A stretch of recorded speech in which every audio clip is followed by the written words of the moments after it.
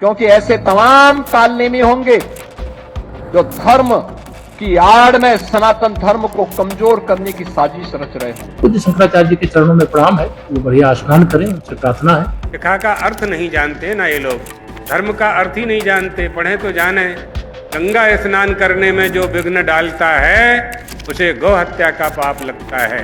काले अंग्रेजों के द्वारा, इन मुगलों के द्वारा जो हिंदू हिंदू कहकर के सत्ता में आए हुए हैं। भाजपा क्या मायावी पार्टी है? इस सवाल के साथ दोस्तों मैं आपके बीच आया हूं और इसी को केंद्र में रखकर ये समझने का प्रयास कर रहा हूं, बीजेपी की माया से काल नेमी या राक्षस निकलेगा और कुछ घंटे के बाद भगवान भी आ जाएगा। तो अब मेरे कानों में यही दो शब्द काल नेमी, भगवान, भगवान, काल नेमी गूंज रहे हैं। तो जहां भगवान है वहां राक्षस भी होगा, लेकिन यह भी सत्य है भगवान और राक्षस दोस्त नहीं हो सकते। जब ये शब्द मेरे जहन में गूंज रहे थे तब अंदर की जिज्ञासा उफान पर आई और उस उफान के जरिए सवाल आया, वास्तव में बीजेपी की माया का प्रभाव किस पर होने वाला है। नमस्कार दोस्तों, मैं हूं प्रवीण सानी। दोस्तों, शंकराचार्य पे दो बयान आपके सामने हैं, एक मुख्यमंत्री योगी आदित्यनाथ का और दूसरा डिप्टी सीएम केशव प्रसाद मौर्य का। पहले सुनिए आप दोनों के बयान। कोई धर्म के खिलाफ आचरण करता है, क्योंकि ऐसे तमाम कालनेमी होंगे जो धर्म की आड़ में सनातन धर्म को कमजोर करने की साजिश रच रहे होंगे। हमें उनसे सावधान होना होगा, उनसे सतर्क रहना होगा। क्या नहीं, पूज्य शंकराचार्य जी के चरणों में प्रणाम है, वो बढ़िया स्नान करें, उनसे प्रार्थना है और यह विषय का समापन करें, ऐसे आग्रह। मुख्यमंत्री योगी आदित्यनाथ के लिए शंकराचार्य काल नेमी है तो डिप्टी सीएम केशव प्रसाद मौर्य के लिए वही शंकराचार्य भगवान है। सीएम योगी टशन वाले मूड में हर बार की तरह इस बार भी दिख रहे हैं, तो deputy CM Keshav Prasad Maurya requesting mood में है, प्रार्थना कर रहे हैं। अब मैं ये समझने का प्रयास कर रहा हूं कि मुख्यमंत्री और डिप्टी सीएम एक ही पार्टी से हैं, एक ही सरकार में हैं, फिर दोनों की भाषा अलग अलग क्यों है। सीएम योगी जहां प्रयागराज में पुलिस अधिकारियों के व्यवहार को जस्टिफाई कर रहे हैं, वहीं डिप्टी सीएम केशव प्रसाद मौर्य को पुलिस की ओर से प्रयागराज में जो तांडव शंकराचार्य और उनके शिष्यों पर किया गया उसकी जांच कराने को वो तैयार है। तो अब ऐसे में सवाल है कि एक ही सरकार में रहते हुए मुख्यमंत्री और उप मुख्यमंत्री की भाषा अलग अलग क्यों है? क्या इसकी वजह दिल्ली से आया आदेश तो नहीं है, या फिर यूपी में बीजेपी संगठन की उठान में अहम भूमिका निभाने वाले केशव प्रसाद मौर्य को ये बात समझ में आ गई, शंकराचार्य अविमुक्तेश्वरानंद का रौद्र रूप बीजेपी की राजनीति को यूपी में रुला सकता है। काले अंग्रेजों के द्वारा, इन मुगलों के द्वारा जो हिंदू हिंदू कहकर के सत्ता में आए हुए हैं। गुस्सा नहीं हो गया? हमारी मांग की हत्या बंद हो, हमारी यही मांग है और कोई दूसरी मांग नहीं है। दोस्तों, राजनीति और धर्म दो अलग अलग क्षेत्र हैं। धर्म को जानने वालों को ना तो राजनीति में एंट्री मारनी चाहिए और राजनीति को जानने वालों को भी धार्मिक क्षेत्र में घुसपैठ नहीं करनी चाहिए। लेकिन पिछले कुछ सालों से ऐसा हो रहा है कि दोनों एक दूसरे के क्षेत्र में बेधड़क घुस जा रहे हैं। धर्म के ज्ञाता अब सरकार के मुरीद हैं और जब वो ऐसा कर रहे हैं तो सरकार को लगता है जो मुरीद हैं उन्हें 11 तोपों की सलामी दी जाए और जो उन पर सवाल उठा रहे हैं उन 11 तोपों के गोले सीधे उन पर तान दिए जाए। प्रयागराज में मेला क्षेत्र में जो विवाद हुआ है वो इसी का परिणाम है।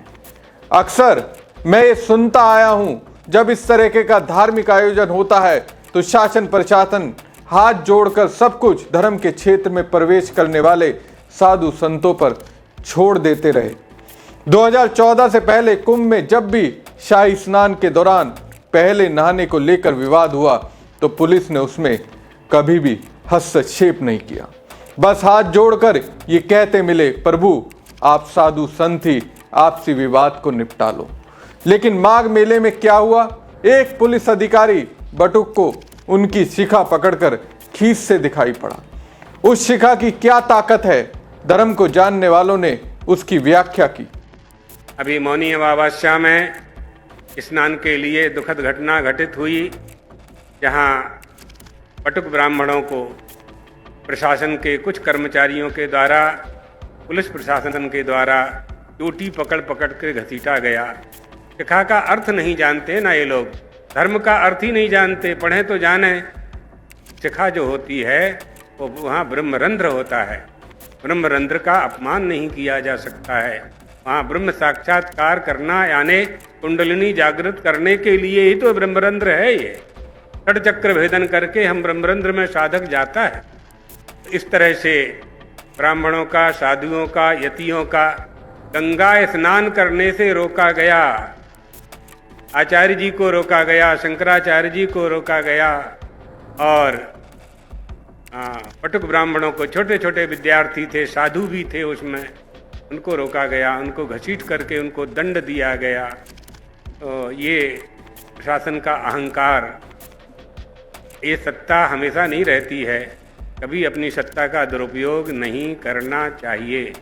गंगा स्नान करने से, गंगा स्नान करने जाने वाले लोगों को, गंगा स्नान से रोकने वालों को गो हत्या का पाप लगता है।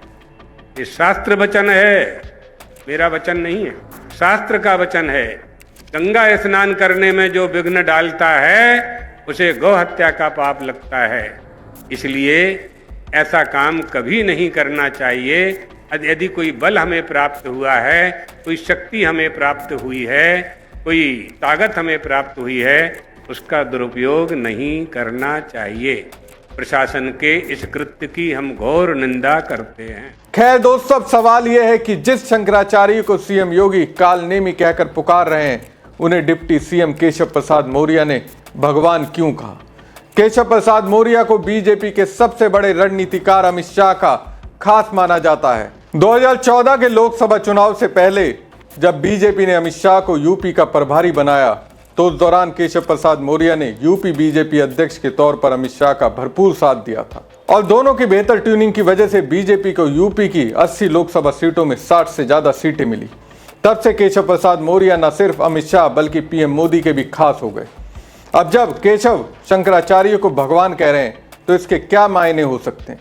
क्या इसमें मोदी अमित शाह की सहमति है? अगर केशव मोदी शाह की ओर से शंकराचार्य से प्रार्थना कर रहे हैं, तब तो उन कथित सनातनी संतों के लिए चेतने का वक्त है, जो पानी पी पी कर सीएम योगी की छवि हिंदुत्व की कसौटी पर मजबूत बनाने के लिए शंकराचार्य की क्लास अपने शब्दों में लगा रहे हैं। उन्हें गलत साबित करने के लिए किस तरह से तर्क दिए जा रहे हैं।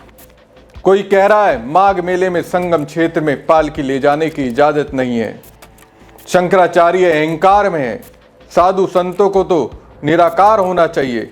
कोई कह रहा है शंकराचार्य तो कांग्रेस के प्रवक्ता हैं। कोई कह रहा है शंकराचार्य पे अन्याय नहीं हुआ बल्कि उन्होंने अन्याय किया। जितनी मुंह उतनी बातें हो रही हैं। ये जितने कथित सरकार प्रेमी संत बयान दे रहे हैं, सरकार की वंदना के लिए जाने जाते हैं। अब केशव जब शंकराचार्य को भगवान कह रहे हैं, तो क्या माना जाए? योगी के सपोर्ट में आने वाले संत पलटी मारेंगे। बहरहाल जो भी हो दोस्तों, लेकिन प्रयागराज में जो हुआ वो सनातन के लिए ठीक नहीं हुआ। आपको क्या लगता है? कमेंट बॉक्स में कमेंट करके जरूर बताएं। साथ ही पेज को ज्यादा से ज्यादा लाइक और शेयर कीजिएगा। धन्यवाद। क्योंकि ऐसे तमाम कालनेमी होंगे जो धर्म की आड़ में सनातन धर्म को कमजोर करने की साजिश रच रहे हैं। पूज्य शंकराचार्य जी के चरणों में प्रणाम है, वो बढ़िया स्नान करें, उनसे प्रार्थना है। शिखा का अर्थ नहीं जानते ना ये लोग, धर्म का अर्थ ही नहीं जानते, पढ़े तो जाने। गंगा स्नान करने में जो विघ्न डालता है उसे गौ हत्या का पाप लगता है। काले अंग्रेजों के द्वारा, इन मुगलों के द्वारा जो हिंदू हिंदू कह करके सत्ता में आए हुए हैं,